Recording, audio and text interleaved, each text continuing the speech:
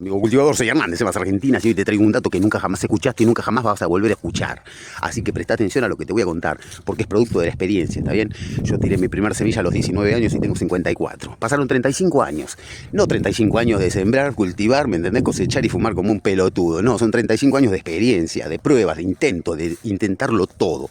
¿Está bien? Y nunca jamás conté esto porque la realidad es que más de uno va a decir que estoy totalmente mal de la cabeza. Pero te vengo a proponer un ensayo, ¿está bien? Si al menos vas a cultivar 2 automáticas, en una hace esto y compara los resultados al final. ¿Está bien? Y te estoy hablando de algo imposible que nunca jamás escuchaste. Te voy a hablar de la desfoliación en el vegetativo. ¿Está bien? Las flores, las hojas de la rama principal, ¿está bien? Del tronco, de donde después salen las ramas, las hojas principales son consideradas un reservorio de energía y nutrientes. Que la planta use es el motor, ¿me entendés? De la planta. Pero decime algo, cuando vos haces una poda apical, para lograr mayor producción, aniquilaste la posibilidad de tener hojas principales. Con lo cual, algo del mito ya se empieza a desmitificar. Y entonces, lo que yo hago, ¿está bien? Es dejar las últimas 4 hojas de la copa siempre. ¿Está bien? La planta empieza a crecer. Cuando tenés 6 pares de nudo, ¿me entendés? 6 pares de hojas. Listo, empezás a volar a la mierda de abajo hacia arriba y dejás solo las últimas 4 hojas, ¿está bien? Esto permite que la luz llegue mucho mejor a las ramas que se están generando por debajo. Y sucede algo muy loco, y es que al no tener las hojas principales, la planta necesita superficie verde, ¿está bien? Hojas para fotosintetizar. Entonces, al no tener las hojas principales, sin hacer poda apical, las ramas laterales empiezan a desarrollar mucho más nudos, porque necesita mucha más hoja. ¿Está bien? No te olvides de que cada nudo, ¿está bien? Va a tener como resultado final una flor. Cuanto más nudos en las ramas laterales, más flores vas a obtener al final. Si vos ves esas plantas que se llaman colas de cogollo, que las ramas tienen cogollo de una punta a la otra, y te preguntás cómo carajo logran eso, bueno, necesitas más nudos en las ramas laterales. Esos nudos se generan cuando vos le sacás las hojas principales en el vegetativo. La rama empieza a hacer más nudos, ¿entendés? Para tener más hoja. Y entonces al momento de la floración vas a tener una planta más compacta, ¿está bien? Y más llena de flores. Tenés que intentar esto al menos una vez, porque no hay manera de que puedas defender una teoría si no lo intentaste. ¿Cómo activar el THC? ¿Está bien? Ten en cuenta una cosa, que cuando la cortás y la secás, el THC que contiene la resina es THCA. THCA es no psicoactivo, ¿está bien? Vos lo que necesitas es pasarlo por el proceso de descarbolización para que el THC se active y entonces ahora se haya vuelto psicoactivo. Este proceso se logra poniendo las flores 40 minutos a un horno a 105 grados. ¿Está bien? Y vos decís, pero ¿cómo? Si yo me lo fumo y me pega. Sí, claro, porque el proceso se produce en medio de la combustión cuando vos estás pitando el churrito. ¿Está bien? La brasa arde a 900 grados y produce el proceso de descarbonización y obviamente el faso te pega. Ahora, si lo vas a usar para comer, para meterlo en un brownie, en una pizza o algo, lo tenés que descarbonizar, si no, no te va a pegar. Y hoy te voy a hablar de un tema que siempre es controversial. Y se trata del agua de la canilla y del cloro. Pero primero vamos a hablar de lo que es el cloro en realidad. En realidad el cloro existe en la naturaleza y si tenés agua de pozo seguramente tiene cloro. Pero es el cloro que existe en forma natural y que la planta utiliza como micronutriente. De ese cloro no vamos a hablar. Vamos a hablar del cloro que le meten al agua para potabilizarla, para que vos la puedas tomar, es el agua que te sale de la canilla. Ese cloro no está bien. ¿Está bien? Si vas a usar agua de la canilla, te voy a dar un consejo. Déjala reposar 2 días, 48 horas. Si no lo haces, el cloro puede dañar las raíces, puede matar la vida microbiana de la tierra y lo vas a notar porque tiene un síntoma. Y es que en los bordes de las hojas se empiezan a poner amarillos. Y hoy te voy a hablar de algo que tenés seguramente guardado en la alacena porque lo compraste alguna vez para hacer algún postre, pero nunca más lo usaste porque nunca más lo usaste. ¿Entendés? Entonces te voy a hablar de la canela en polvo. Seguramente tenés un sobrecito por ahí tirado. Este producto es terriblemente útil para nuestro cultivo. Mira, la función principal que tiene la canela es que es antifúngico, o sea que combate los hongos, y es cicatrizante. Si vos haces alguna poda en la planta, está bien queda la herida abierta, en donde se pueden colar patógenos o incluso hongos, ¿me entendés? Que te van a cagar el tallo y te van a matar la planta. Después de cada poda, tenés que cazar un dedito con canela y aplicárselo en la herida. Esto va a prevenir que entre cualquier bicho y va a acelerar terriblemente la cicatrización. Y también la podés usar Para pulverizar, la diluís en agua, está bien, 2 o 3 cucharadas en 1 litro de agua, la tenés que dejar estacionar de un día para el otro. Al otro día la colás, le mandás un pulverizador y con eso pulverizás la planta y ayudás un montón al control de hongos. Si seguramente alguna vez te preguntaste cuánto tiempo podés guardar las flores secas. La realidad que en condiciones ideales, que son imposibles de lograr para nosotros, pero en condiciones ideales, que sería a 24 horas de temperatura constante, selladas al vacío, en perfecta oscuridad, se van a empezar a degradar recién dentro de 8 años. Pero no vas a lograr eso y yo tampoco. Pero te voy a pasar el truco. Si lo guardaste en un frasco perfectamente seco, o hacelo en un día que no haya humedad alguna, y le metes un sobrecito de sílica gel, la realidad es que por 3-4 años van a andar perfecto. La tenés que guardar perfectamente selladas y en total oscuridad. Ahora, ¿qué pasa? Cuando las abras y las quieras volver a usar, van a estar tremendamente secas y seguro que al picarlas se hacen polvo. Hay un truco para mejorar eso, y es que acasás una cascarita de manzana, un pedazo de cáscara de manzana, y se lo metés adentro del frasco y lo dejás por 3-4 días. Y vas a ver que vuelven a estar como el primer día, una fiesta. Sí, te voy a contar cómo conservar tus semillas, ¿está bien? La semilla tenés que tener en cuenta que es un organismo vivo, ¿está bien? Y puede morir. Entonces, el promedio de duración de una semilla es de más o menos 4 años. Ahora, todo depende de cómo la conserves. Vos la tenés que dejar en el tubito en donde te la recibís y guardarla en un lugar fresco, seco y oscuro. ¿Está bien? Ten en cuenta que la tasa de germinación está por encima del 80% de humedad y la tasa de muerte está por debajo del 12%. Entonces vos lo que tenés que hacer es dejarla en el tubo, en un lugar fresco, seco y oscuro. Esa es la mejor solución. Ojo con agregarle bolitas de sílica gel. Esto puede reducir demasiado la humedad y matar la planta. Si le ponele 1 o 2, no le pongas mucha porque la vas a terminar matando. Así que para conservar tus semillas, lugar fresco, seco y oscuro, dentro del tubito, y hasta por 4 años, una fiesta. Y hoy te voy a hacer un fungicida casero. El fungicida, obviamente, es para tratar hongos, ¿está bien?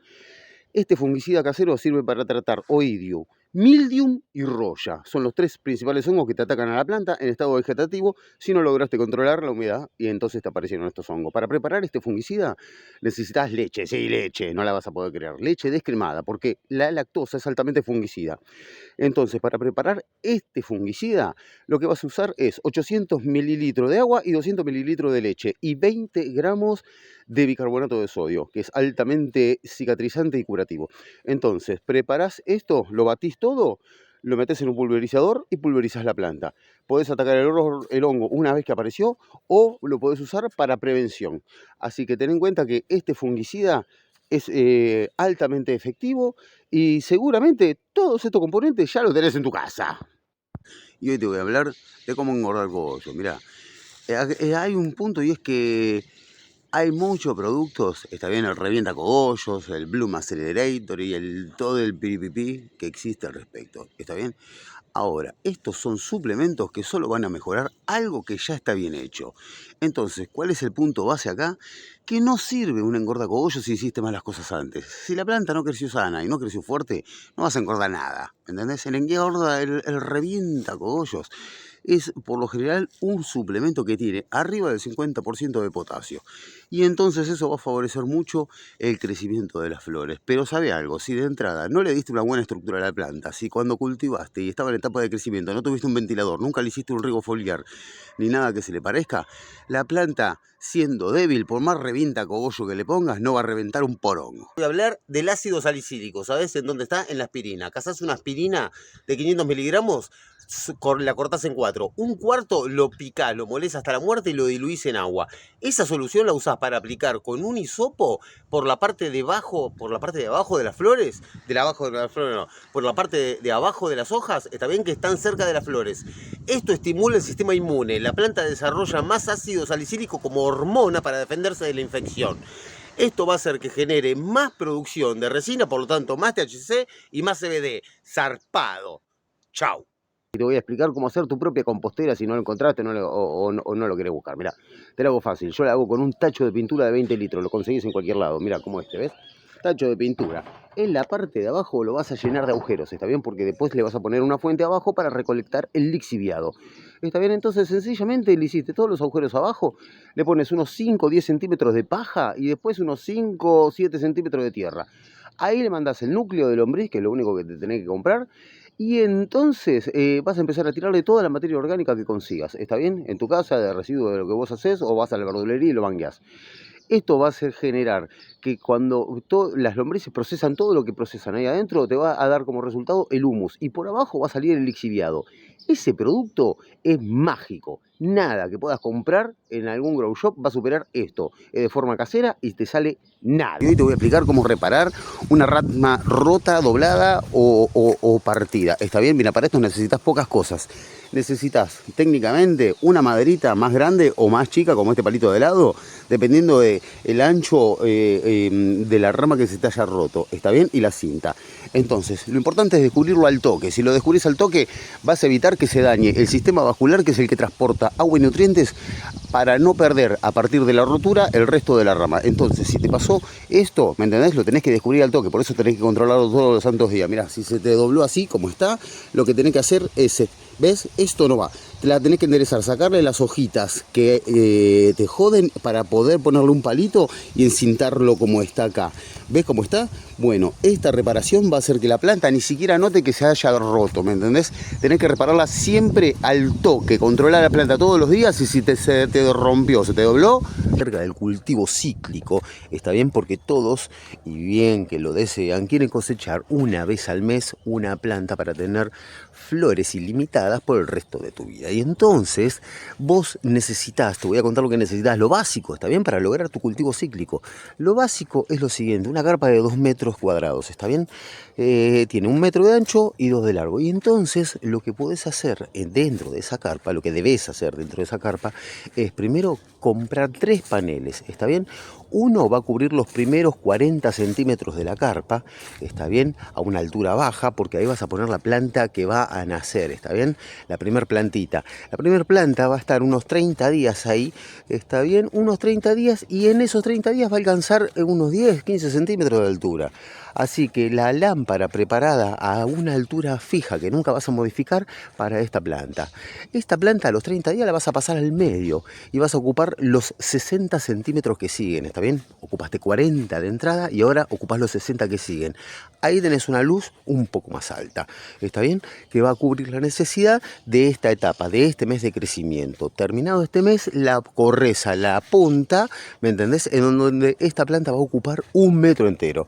Entonces, todos los meses metes una planta nueva en los primeros 40 centímetros y sacás una planta terminada de la otra punta. Todos los santos meses sacás un plantón. Recordalo bien, la primera ocupa los primeros 40 centímetros, después los 60 siguientes y después el metro final. Usando macetas de 10 a 15 litros vas a lograr el aprovechamiento total de tu espacio, ¿está bien? Y esto te da la oportunidad de cosechar todos los santos meses tu plantita. Veo 100 personas por día, por lo menos, preguntando si ya está para el corte. ¿Está bien? Muestran su planta y entonces se preguntan a los demás si ya estará para el corte. Y entonces vamos a terminar con esta disyuntiva, ¿está bien? Porque vos no podés preguntar si ya está para el corte, porque con una simple foto nadie podría saberlo. El tema es así. La resina, que es como un chupetincito, ¿está bien? Como un chupetín, es un palito con una bolita, la tenés que observar con un microscopio. Valen 2 pesos, la compras en cualquier grow shop, es una lupita, está bien, que trae luz y tiene 60 a 80 aumentos. Entonces, con esta lupa microscopio vas a poder observar la resina, la bolita que está sobre el palito. Esta bolita, está bien, pasa por diferentes estadios. Primero es transparente, después se pone blanca, después ámbar, después marrón y finalmente negra. ¿Está bien? Todos estos estados diferentes obedecen a diferentes cannabinoides que la planta está produciendo en ese preciso momento. Y entonces la historia es así. La resina transparente no tiene nada, es agua prácticamente. La resina de transparente se pasa a blanca. Cuando está blanca, lechosa, es cuando mayor cantidad de THC contiene. ¿Está bien? Esta glándula de resina va a pasar después a un color ámbar. En el color ámbar tenés mayor concentración de otros cannabinoides como CBD y CBN. Entonces vos nunca vas a tener la planta con toda la resina en el mismo estado. Tenés que optar por un porcentaje. El porcentaje ideal para mí, está bien, es un 80% de resina blanca, un 10% de resina ámbar y un 10% de resina transparente. En ese punto es donde yo corto. Olvídate de que te dicen, no, cuando el 80% de los pelitos se puso marrón, No, olvídate de eso, ¿me entendés? Si hay un pelo blanco no está para cortar, con un solo pelito blanco no está para cortar, ¿está bien? La tenés que cortar de acuerdo al color que tenga la resina y en estos porcentajes. Si querés un faso que te adormezca y te mande a la cama porque tenés problema para dormir, la podés dejar pasar y cortar con un 50% de resina blanca y un 50% de resina ámbar, ¿está bien? Así que dependiendo el día que vos elijas para el corte, es cómo va a pegar tu faso. Mi punto es, que es espectacular y es el que el más loco te deja y menos fisura te provoca, es 80% blanca, 10% ámbar y 10% transparente. Hoy te voy a hablar de la importancia de usar 3/4 de la maceta al momento de sembrar. Está bien, vos germinar la semilla y la tiras a tierra. Es importante que la tierra no ocupe más de 3/4 de la maceta, ¿está bien? Porque sucede algo muy loco. Cuando nace la planta, ¿está bien? Se va a estirar, los cotiledones se van a separar de la tierra unos 10-12 centímetros, ¿está bien? De los cotiledones para abajo es toda zona de enraizamiento. Entonces, si vos llenaste la maceta y te quedó eso por fuera de la maceta, ¿me entendés? No hay manera de aprovecharlo. Así que vos siempre ponés 3/4 de tierra en la maceta. Y una vez que los cotiledones se hayan estirado 10-12 centímetros, le agregás tierra hasta ahí. Siempre la tierra tiene que llegar hasta abajo de los cotiledones. Y entonces vas a poder aprovechar toda esa zona de enraizamiento y tener tu maceta llena. Es importante, negro, porque cuanto más raíces, más planta.